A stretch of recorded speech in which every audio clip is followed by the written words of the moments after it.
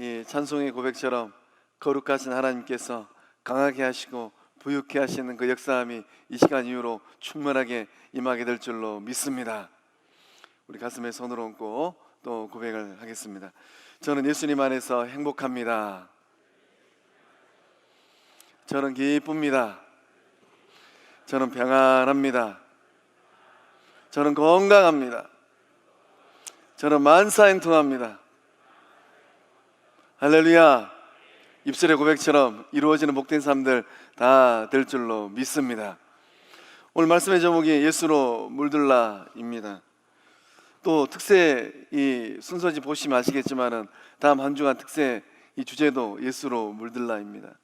가을이 갈수록 깊어지는 것 같습니다. 이 우주 만물은 하나님의 창조의 섭리를 따라서 이제 노랗게 붉게 물들어 갈 것입니다. 이 추석 보내면서 또 사과, 배 이런 과일들 보니까 참 탐스럽고 잘생겼어요. 어떻게 이렇게 빛깔이 고울까?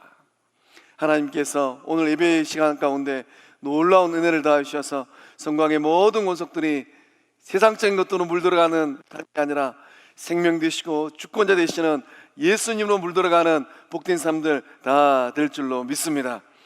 오늘 말씀에 등장하는 삭개오는 성경에 등장하는 많은 인물들 가운데 예수님 만나서 그 인생과 그 삶이 안전하사나 예수로 물든 대표적인 사람 가운데 한 사람입니다.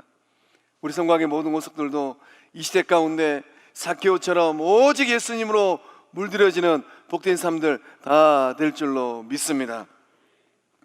예수님은 무엇하러 이 땅에 오셨을까요? 예수님은 하늘 영광 보좌를 버리시고 인간의 몸을 입고 낮고 낮은 이 땅 가운데 무엇하러 오셨을까요? 10절 말씀을 통하여서 우리 주님께서 정확하게 고백하고 계십니다. 인자가 온 것은 잃어버린 자를 찾아 구원하려 함이니라. 우리 예수님께서 이 땅에 오신 목적은 단 하나입니다. 잃어버린 자들을 찾는 거예요. 그래서 주님께서 지금 이 걸어가고 있는 인생 여정은 어떤 여정입니까? 예루살렘 성을 향하여서 바삐 걸어가고 있습니다.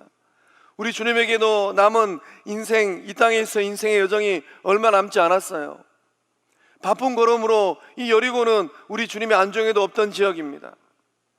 그런데 우리 주님께서 바쁜 걸음으로 예루살렘 성을 향하여서 여리고를 통과하며 지나가다가 한 사람을 만났어요. 그 사람이 바로 주님의 말씀처럼 잃어버린 자 된 줄로 믿습니다. 우리 주님은 잃어버린 자 이 삭개오를 찾아내셨어요.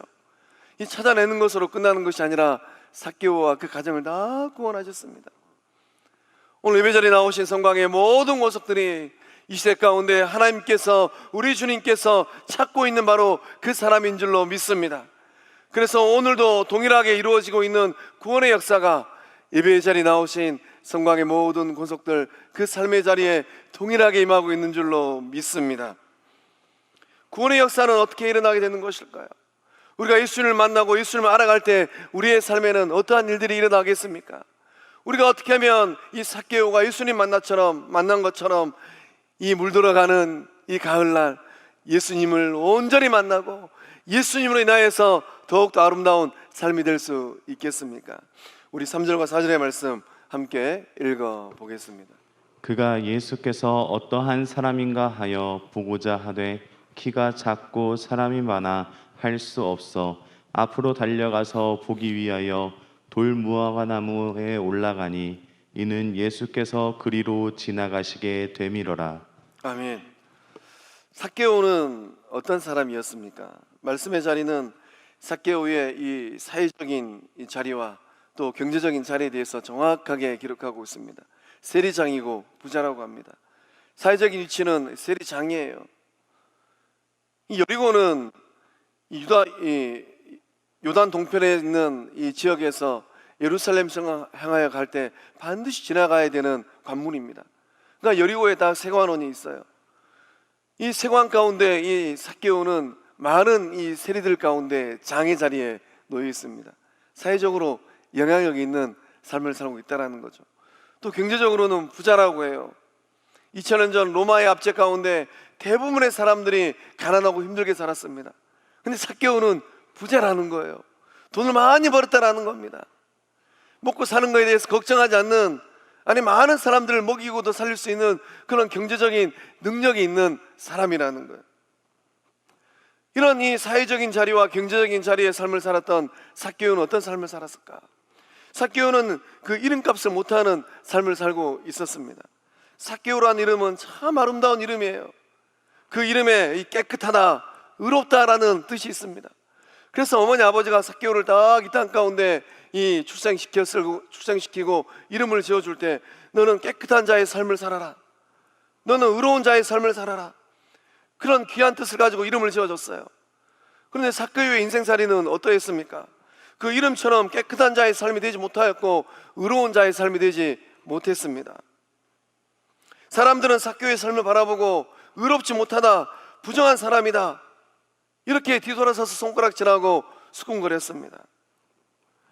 2000년 전 이 로마의 이 압제를 받고 있었던 이스라엘 땅 가운데 이 세리라는 이 직업은 어떤 직업이었는가?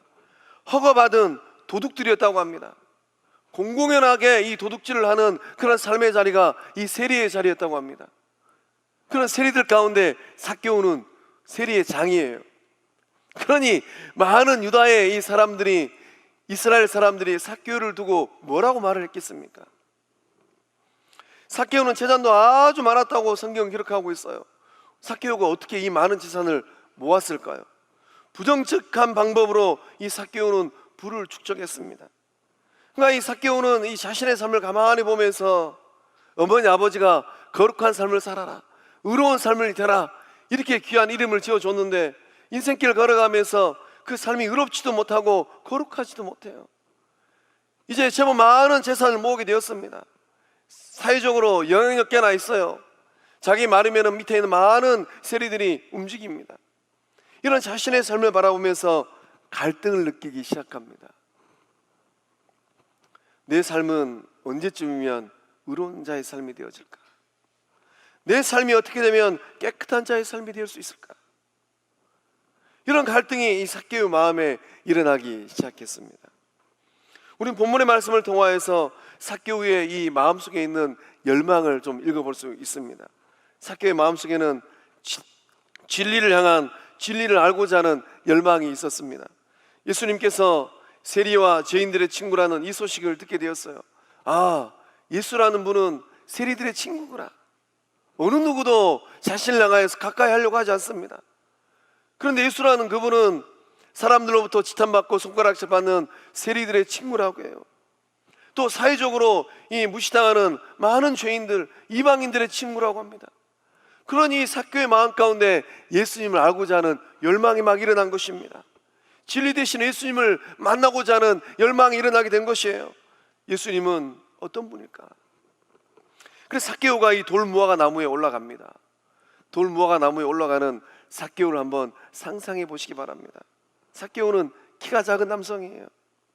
키가 작은 남성이 이 돌무화 나무에 올라가기 위해서 얼마나 많은 애를 썼겠습니까? 진리를 향하는 마음, 예수님을 알고자 하는 그 마음을 가지고 삭개오가 나뭇가지를 잡아요. 그리고 두 다리에 힘을 주고 일어섭니다. 삭개오의 이 모습은 어떤 모습입니까? 진리를 향한 몸부림이에요. 진리를 알고자 진리로의 등정을 하고 있는 겁니다. 이 좋은 가을날 우리 성광의 모든 구속들의 그 마음에도 동일한 마음이 있는 줄로 믿습니다. 진리 되신 예수님을 어떻게 하면 조금 더 깊이 알 수 있을까? 세월이 이렇게 빨리 흘러가는데 이 어려운 코로나의 시기 가운데 나의 삶 가운데 동행하시고 나의 삶을 붙들어 주시는 예수님은 나의 삶을 향하여 지금 뭐라고 말씀하고 계실까? 삭개오처럼 진리를 알고자 몸부림친 사람이 있습니다. 종교개혁자 루터입니다. 1511년 이 루터는 28살 정도의 나이로 이 로마의 스칼라 산타라는 28개의 이 대리석 계단을 기어 올라가게 되었습니다. 이 스칼라 산타라는 이 대리석 계단은 이 빌라도의 계단이라는 이 별칭이 있어요. 우리 주님께서 빌라도 법정에 딱 이 쓰시기와해서 이 28계단을 올라갔다고 합니다. 그래서 로마를 이 기독교 국교화로 만들었던 이 콘스탄티누스 황제의 어머니 헬레나, 성 헬레나가 예루살렘에 있던 이 28계단을 황제의 어머니지 않습니까? 그래서 군인들을 시켜서, 로마 군인들을 시켜서 예루살렘에 있던 그 계단을 로마로 옮겨왔어요. 중세 사람들은 이 계단을 무릎을 꿇고 올라가면은 죄를 용서받는다는 그런 믿음을 가지고 있었다고 합니다. 그래서 이렇게 고행을 하면은 지금도 이 관광객들이 이 스칼라 산타 이 계단을 저렇게 기어서 올라간다고 해요. 이 기어서 올라가면은 이 죄를 용서함 받고 구원받는다, 이런 믿음이 있었다고 합니다. 그래서 중세 사람들은 이 한 계단 한 계단 올라갈 때마다 이 얼마나 힘들겠습니까? 그렇게 무릎을 꿇고 기어 올라가면서 하나님의 이름을 불렀다고 해요. 젊은 수도사였던 이 루터의 마음속에도 고민이 있었습니다. 어떤 고민이 있었을까요? 루터의 마음속에서는 이 구원의 문제에 대한 고민이 있었다고 합니다. 내가 죄사함을 받기 위해서 나는 무엇을 해야 되는가? 이게 28살 루터의 고민거리였다고 합니다. 내가 어떻게 하면 거룩한 하나님을 우러러볼 수 있을까? 자신의 삶을 아무리 둘러봐도 하나님 앞에 서기 너무 부끄러운 거예요. 사대절 앞에서 이 고해 성사를 하면 할수록 그 마음 가운데 평안이 임해야 되는데, 고해 성사를 하면 할수록 그 마음이 찝찝합니다. 뭔가 불안을 해요. 나 같은 추악한 죄인이 하나님과 어떻게 화목할 수 있단 말인가? 이런 구원에 대한 문제의 이 고민거리를 안고 루터도 이 계단을 기어 올라가기 시작했습니다. 라틴어로 된 이 주기도문을 외우면서 한 계단 한 계단 기어 올라갔다고 합니다. 맨 위까지 올라가기 위해서 안간힘을 썼다고 해요. 이 계단을 올라가면서 루터는 어떤 생각을 했을까요? 무릎팍이 깨지고 팔꿈치가 멍이 들고 이런 어려움을 겪으면서 이 계단을 올라갈 때 루터는 그 속으로 이런 생각을 했답니다. 28계단에 딱 올라서서 이렇게 고행을 한다고 해서 구원받는 것이 사실인지 아닌지 누가 알겠는가? 이게 무슨 말입니까? 무릎팍이 깨지고 피가 나는 고행을 한다고 해서 구원받는 것이 아니구나, 이것을 깨닫게 되었다라는 겁니다. 훗날 루터는 로마서 1장 17절의 말씀을 통하여서 놀라운 은혜를 깨닫게 되었습니다. 우리 함께 읽어보겠습니다. 로마서 1장 10절의 말씀에 이렇게 기록되어 있습니다. 복음에는 하나님의 의가 나타나서 믿음으로 믿음에 이르게 하나니 기록된 바 오직 의인은 믿음으로 말미암아 살리라 함과 같으니라. 아멘. 루터가 깨달은 하나님의 의는 어떤 의입니까? 긍휼과 용서를 베푸시는 하나님의 사랑의 의인 줄로 믿습니다. 아무리 고행을 해도 깨달을 수가 없었어요. 아무리 계단을 기어 올라간다 할지라도 무릎팍이 깨지고 멍이 든다 할지라도 이 하나님의 의를 깨달을 수가 없었습니다. 그러나 루터는 이 로마서 1장 17절 말씀을 묵상하고 이 말씀을 통하여서 정확한 깨달음을 얻게 된 것입니다. 우리를 살려내는 것은 무엇입니까? 인간적인 고행이 아니에요. 삭개오가 아무리 돌무화과 나무로 올라간다 할지라도 예수님을 만나지 못하였더라면 구원의 역사가 일어나지 않는 것입니다. 오직 주님 안에서 구원의 역사가 일어나고 있는 줄로 믿습니다. 구원의 조건은 선행이 아닙니다. 선행은 구원의 열매예요. 구원의 조건은 무엇입니까? 오직 주를 향한 믿음인 줄로 믿습니다. 사랑하는 성광의 성도 여러분, 어떤 영적 등정을 하고 있습니까? 어떠한 생각으로 예배당을 오르락 내리락 하고 있습니까? 주의 전을 오를 때마다, 성광의 돌계단을 오를 때마다 하나님 만나고 예수님 만나고 성령님 만나는 복된 주의 백성들 다 될 줄로 믿습니다. 거룩한 영적 등정을 통하여서 진리 되신 예수님 만나고 진리를 깨달을 때 구원의 역사를 이루어내는 복된 주의 백성들 다 될 줄로 믿습니다. 예수님으로 물들어가는 삶은 또한 어떤 삶이겠습니까? 우리 5절의 말씀을 함께 읽어보겠습니다. 예수께서 그곳에서 이르사 쳐다보시고 이르시되 삭개오야 속히 내려오라, 내가 오늘 네 집에 유의하여야 하겠다 하시니. 아멘. 삭개오는 성경에 등장하는 많은 사람들 가운데 예수님께서 쳐다보신 사람입니다. 이 개역 개정에는 쳐다보았다라고 기록되어 있는데 개역 한글판은 조금 더 고상한 단어로 번역되어 있습니다. 우러러 봤다라고 기록되어 있어요. 삭개오가 나무 위에 올라갔습니다. 그러면 삭개오가 예수님을 내려다보는 게 합리적인 표현이고 생각인 것 같습니다.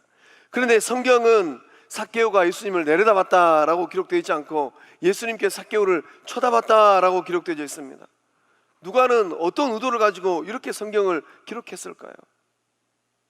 글을 쓰려면은 삭개오가 나무 위에 올라갔으니까 삭개오가 예수님을 내려다봤다 이렇게 표현하는 게 순리지 않겠습니까? 근데 누가는 성경을 기록하면서 예수님께서 삭개오를 쳐다보고 예수님께서 삭개오를 우러러봤다라고 기록하고 있는 겁니다. 예수님은 예수님을 보기를 원하는 사람을 보고 있는 줄로 믿습니다. 예수님은 예수님을 찾는 자를 찾고 계신 줄로 믿습니다. 그리고 만나 주시는 거예요. 하나님을 만나고 예수님을 만나는 사람들의 특징이 있어요. 누가 하나님을 만나고 누가 예수님을 만나겠습니까?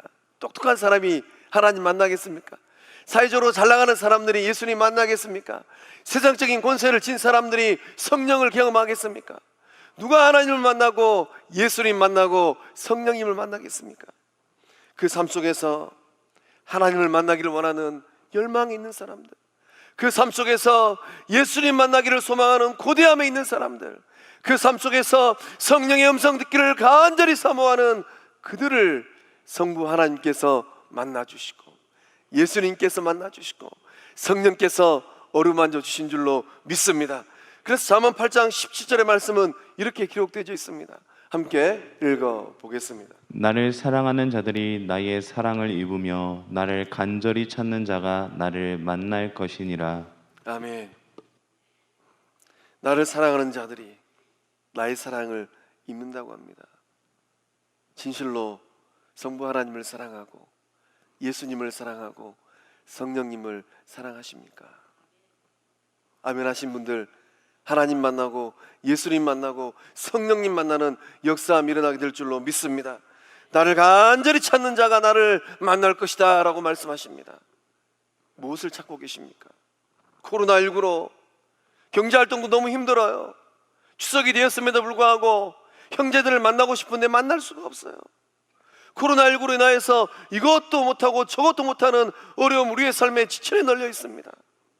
이런 어려운 시절 가운데 능력 되시고 소망 되시고 구원자 되시는 하나님을 간절히 찾기를 원하고 예수님을 간절히 찾기를 원하고 성령님을 간절히 찾기를 원하는 주의 백성들에게 상상하지 못하는 놀라운 구원의 역사함들이, 능력의 역사함들이 임하고 있는 줄로 믿습니다.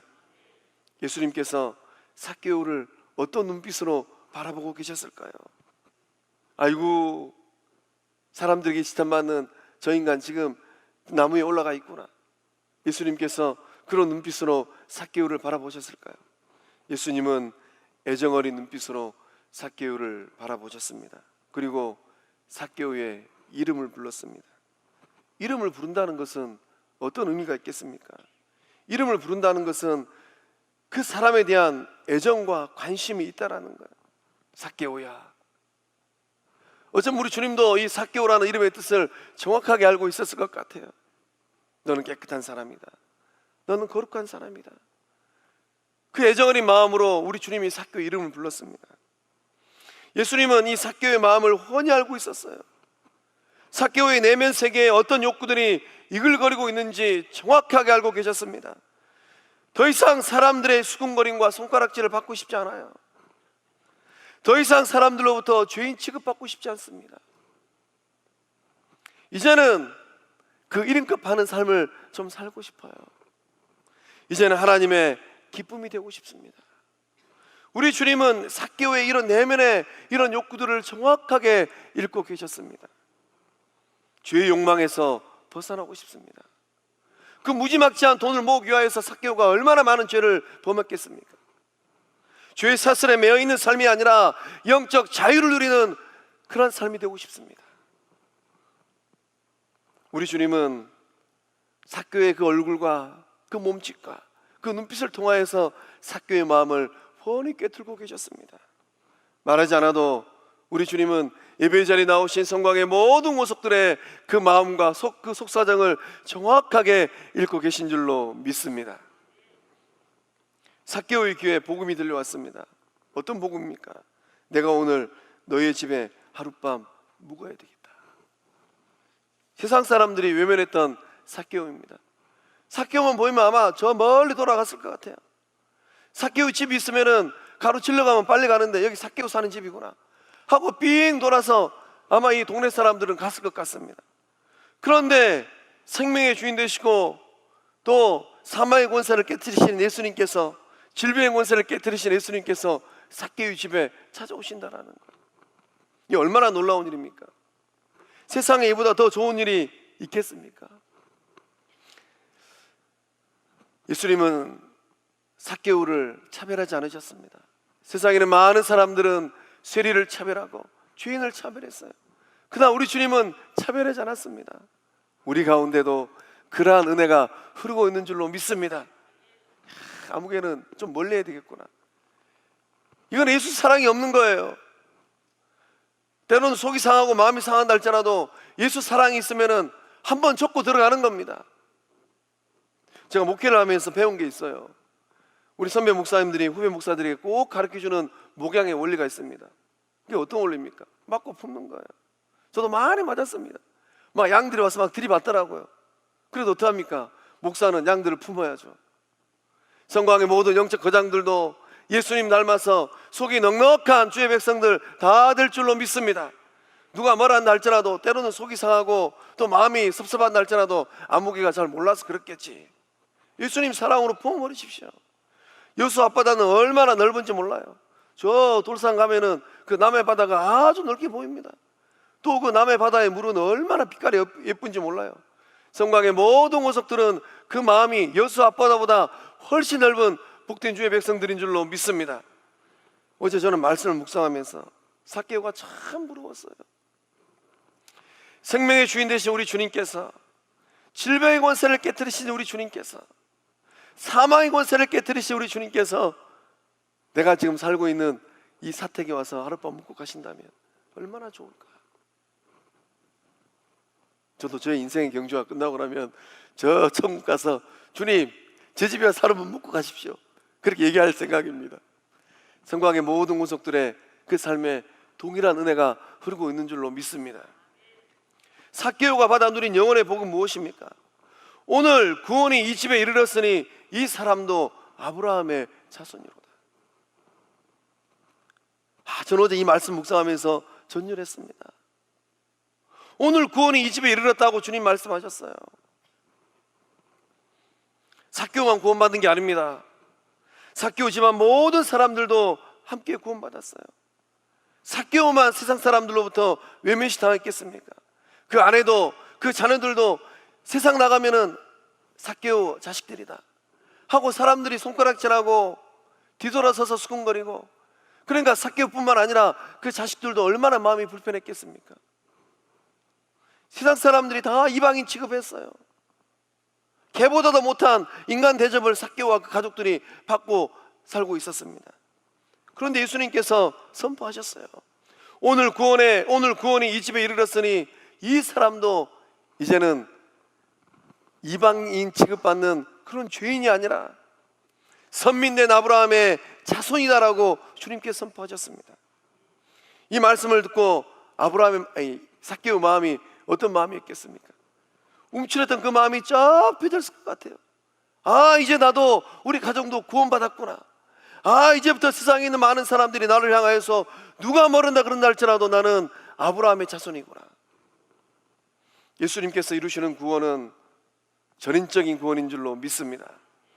예수님께서 이루시는 그 구원은 반쪽짜리 구원이 아니에요.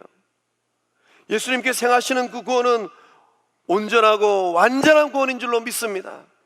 영의 삶도 혼의 삶도 육의 삶도 구원받는 은총인 줄로 믿습니다. 삭개오를 한번 상상해 보십시오. 예수님께서 하룻밤 묵고 간 그 다음 날부터 삭개오의 삶이 어떻게 되었을까요? 이제 길거리 지나가면서 어깨가 쫙 펴지는 거예요. 우리 성곽의 예배자들도 어깨 한번 쫙 펴보십시오. 어깨를 한번 쫙 펴보십시오.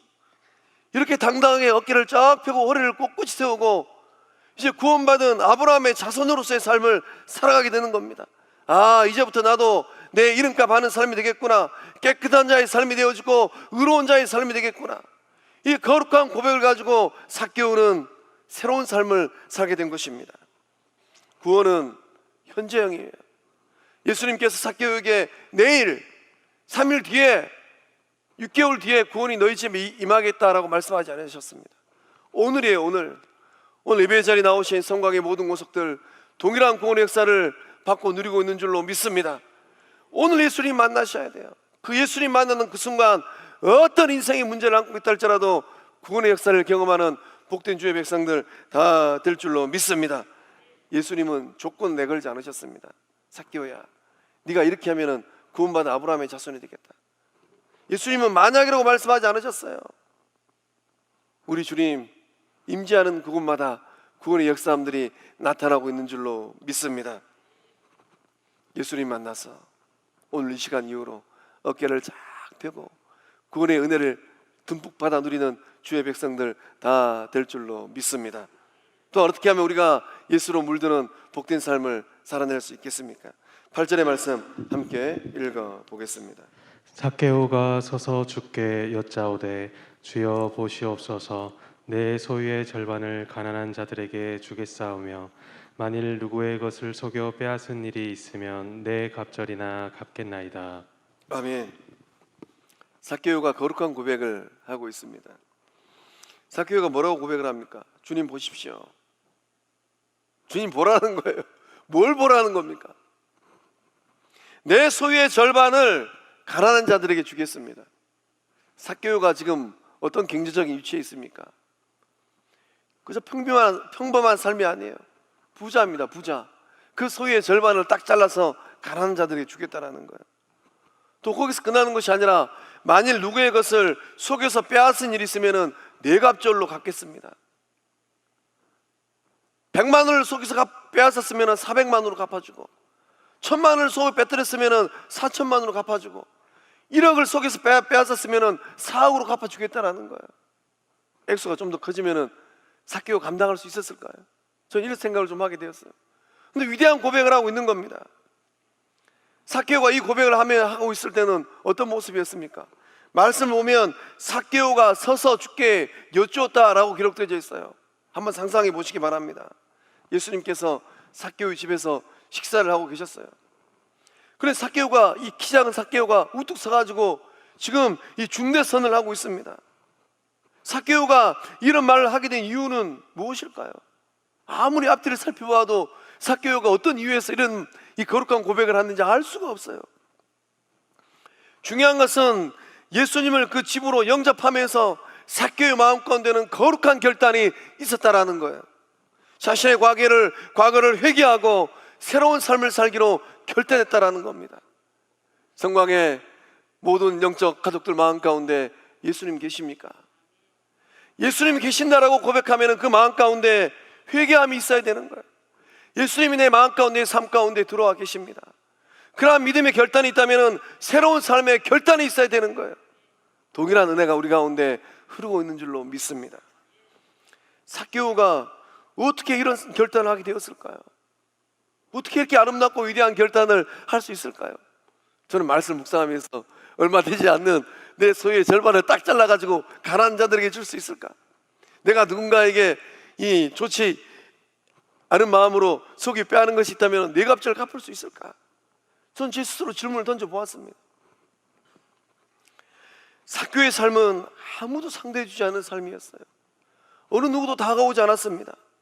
뒤돌아서면 욕하고 수군거리는 그런 삶이었어요. 그런데 자신의 이름을 불러주는 분이 계셨습니다. 예수님이 그 이름을 불러줬어요. 예수님은 세상 사람들과 달랐습니다. 가까이 다가와 주셨고 그 이름을 불러주셨어요. 먼저 손을 내밀어 주셨습니다. 그리고 너 사는 집에 한번 가보고 싶다. 사람들이 외면하고 사람들이 멀리하는 너희 집안 식구들 그 얼굴도 좀 보고 싶다. 너의 자녀들은 어떻게 생겼는지, 너의 아내는 어떻게 생겼는지, 그 속은 어떠한지 내가 좀 보고 싶다. 예수님께서 삭개오에게 무한 긍정의 사랑을 주셨어요. 이 사랑을 받으니까 삭개오는 자신의 진면목을 보게 된 것입니다. 너무 부끄러웠어요. 예수님 앞에 자랑할 게 없습니다. 예수님 만나니까 용서함 받게 되었고 영적 자유를 누리게 되었습니다. 그것을 바꿔보니까 이제 새로운 삶을 살아야 되겠다라는 거룩한 결단이 일어나게 된 것입니다. 구원은 무엇입니까? 무엇이 구원입니까? 구원은 예수님 만나는 것인 줄로 믿습니다. 구원은 예수님을 즐겁게 영접하는 것인 줄로 믿습니다. 예수님이 내 마음 가운데 주인으로 오셔서 주님께서 기뻐하지 않는 것들은 다 밀어내는 거예요. 예수님께서 내 삶 깊숙이 들어오는 것, 이것이 바로 구원인 줄로 믿습니다. 예수님 앞에 새로운 삶을 살겠노라는 거룩한 결단이 일어나는 것, 이것이 바로 구원인 줄로 믿습니다. 오늘 예배 자리에 나오신 성광의 영적 권속들은 어떤 새로운 결단을 하기를 원하십니까? 은혜의 70주년을 보내고 있습니다. 우리 주님께서 기뻐하시는 그 새로운 결단을 다 하실 줄로 믿습니다. 조선의 사개오라가 불렸던 이 분이 계십니다. 백사겸이라는 어른입니다. 백사겸은 이 평안도 정주 사람이라고 해요. 이 맹인이었다고 합니다. 먹고 살기 위해서 이 어린 시절부터 이 산통 들고 다니면서 점치는 것을 배웠다고 해요. 이 백사겸은 이 눈치가 이 3단이었다고 합니다. 이 눈이 보이지 않는 백사겸이 이 소리만 들어도 이 사람이 지금 어떤 상황이 있는지 이 눈치가 아주 빨랐다고 해요. 이 백사겸이 이제 이 박수무당이 되었는데 아주 유명한 박수무당이 되었습니다. 점을 너무 잘 치는 거예요. 그래서 이제 이 무당 이 인생을 살면서 이 용하니까 막 사람들이 줄을 서는 거예요. 돈을 많이 벌었다고 합니다. 돈을 얼마나 많이 벌었는가, 첩을 둘 정도로 많은 돈을 벌었다고 합니다. 그래서 이제 하루는 이제 이 굿을 하려고 하는데 선교사님이 이렇게 구경을 하고 있었다고 해요. 이 무당 백사겸이 아무리 용을 써도 신이 안 내리는 거예요. 땀을 뻘뻘 흘렸다고 합니다. 이제 이 무당이 이제 이 굿하고 이 돈을 벌려면은 이 신이 내려가지고 귀신이 내려와가지고 점을 쳐야지 돈을 벌지 않습니까? 선교사님이 이렇게 조선 백성들을 뭐하고 있는가 이렇게 쳐다보고 있으니까 안 내리는 거예요. 그러니까 이 무당 백사겸이 점을 칠 수가 없는 겁니다. 이 선교사님이 이 아무리 용을 써도 실이 안 내려가지고 이 땀을 뻘뻘 흘리고 있는 백사겸에게 이런 말을 했습니다. 자식을 망하게 하는 무당짓 그만하고 예수 믿고 천당 가세요. 좀 더 리얼하게 되는, 선교사님이 우리 조선말이 좀 짧았으니까 자식 망하게 하는 무당짓을 그만두고 예수 믿고 천당 가세요. 아마 이렇게 얘기하셨을 것 같아요. 선교사님이 가고 나니까 이제 신이 내려가지고 겨우겨우 굿을 맞췄다고 합니다. 그런데 이 선교사님이 다녀가고 나서 이 무당 백사겸이 한 가지 충격받은 게 있어요. 귀신보다 더 큰 신이 있구나, 이 사실을 깨닫고 충격을 받았다고 합니다. 그리고 이 선교사님께서 뭐라고 말씀했습니까? 자식 망하게 하는 무당짓 그만두라라고 얘기하셨어요. 그러니까 백사겸이 이 자기 자식을 바라보니까 내가 무당짓 하는 것은 자식을 망하게 하는 거겠구나. 그 다음날 이 선교사를 찾아가서 물었답니다. 어떻게 하면은 이 자식이 잘 될 수 있겠습니까? 이 선교사님께서 답하시기를 예수를 믿으면 자식이 잘 되고 복을 받습니다. 이 조선말이 좀 짧으니까 또 이렇게 하셨겠죠. 예수 믿으면 자식이 잘 되고 복 받아요. 그래서 백사겸이 이 무당 일을 청산하고 온 가족이 하나님 앞에 돌아왔습니다. 백사겸은 어떤 결단을 하고 죽게 돌아왔을까요? 무당을 하면서 벌었던 돈 3,000냥이에요. 그 시대에 3,000냥이 오늘날 가치로면 얼마쯤 들까요? 어마어마한 액수의 돈이었을 것 같습니다. 이 3,000냥의 돈을 가난한 자들에게 다 나눠줬습니다. 내가 무당짓 하면서 귀신 종으로 살면서 벌었던 이 돈 하나님 보시기에 불의한 돈이구나, 다 나눠줬다고 합니다. 또 이제 믿음 생활하면서 이제 이 교회가 이 건축을 하게 되었는데 돈이 없어서 공사를 딱 중단하게 되었다고 합니다. 무당에서 주의 제자로 회심한 아브라함의 자손이 된 백사겸은 또 어떻게 했겠습니까? 무당 일을 하면서 번 돈으로 사놓은 돈을 다 팔아가지고 주의 전을 짓는 건축 헌금으로 드렸다고 합니다. 그래서 백사겸이 드린 그 헌금으로 이 예배당을 짓게 되었다고 합니다. 하나님 앞에 모든 재산을 다 드려버렸어요. 이제 이 물푼이 되어버렸습니다. 돈이 없어요. 그래서 이 백사겸은 이 교회에서 사찰일을 하게 되었습니다. 이후로 백사금과 그 자녀의 인생은 어떻게 되었을까요? 3,000냥, 엄청난 큰 액수의 돈이에요. 일평생 이 무당 일하면서 사 모았던 땅들도 다 팔아버렸습니다. 빈털터리 거지가 되었을까요? 그 자녀들 쫄딱 망하는 인생이 되었을까요? 1번, 쫄딱 망하는 백사경과 그 자녀들 되었다. 2번, 신앙의 명문과 복받은 아브라함의 자손의 삶이 되었다. 믿음대로 된 줄로 믿습니다. 하나님은 절대로 손해보게 하지 않는 분인 줄로 믿습니다. 백사겸의 아들이 제법 똑똑했어요. 그래서 선교사님이 이 백사겸의 아들이 똑똑하다는 말을 듣고 이 선교사님이 백사겸에게 또 이렇게 얘기합니다. 아들을 미국에 데려가 공부시켜도 되겠습니까? 라고 물었어요. 라고 물으니까 이 아버지 백사겸이, 눈 보이지 않는 아버지, 무당일 하다가 예수님 만나서 구원받은 주의 백성된 이 백사겸이 데리고 가십시오 하고 미국으로 보냈습니다. 그래서 이 아들이 미국 가가지고 선교사님의 도움으로 공부를 하고 백낙준 박사님으로 우리나라를 왔어요. 그 아들의 인생이 어떤 인생이 되었는가? 우리나라 초대 참의원 의장이 되었습니다. 또 문교부 장관을 지냈어요. 또 연세대학교 총장을 지냈다고 합니다. 이 얼마나 놀라운 구원의 역사입니까? 백사겸은 귀신의 종으로 무당의 인생을 살았습니다. 그러나 예수님 만나서 하나님의 자녀가 된 줄로 믿습니다. 어둠에서 빛으로 돌아왔어요. 백사겸이 회개하고 돌아와서 그 자신만 구원받은 것뿐만 아니라 그 자녀들도, 가족들도 다 구원받은 줄로 믿습니다. 그 아들 백낙주는 이 나라와 한국교회에 큰 공헌을 하였습니다. 저는 말씀 준비하면서 그렇구나, 우리 성곽의 다음 세대들 가운데서도 초대 참의원 의장도 나오고 또 문교부 장관도 나오고 연세대학교 총장도 나오는 은혜가 우리 성곽의 다음 세대들 그 삶의 자리에 임할 줄로 믿습니다. 사랑하는 성곽의 성도 여러분, 가을이 깊어갑니다. 자연 만물은 이제 노랗고 붉게 물들어갈 것입니다. 성곽의 권속들은 어떻게 물들어 가시렵니까? 예수님 사랑으로 물들어가고 새로운 결단으로 물들어가고 거룩한 영적 여정을 향하여서 새로운 발걸음하는 주의 백성들 다 될 줄로 믿습니다. 기도하시겠습니다.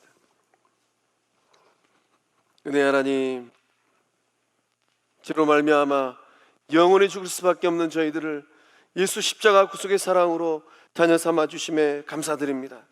오직 의인은 믿음으로 말미암아 살리라 말씀하였사오니 믿음 위에 복된 삶을 살아가는 우리 모두 되게 하여 주시옵소서.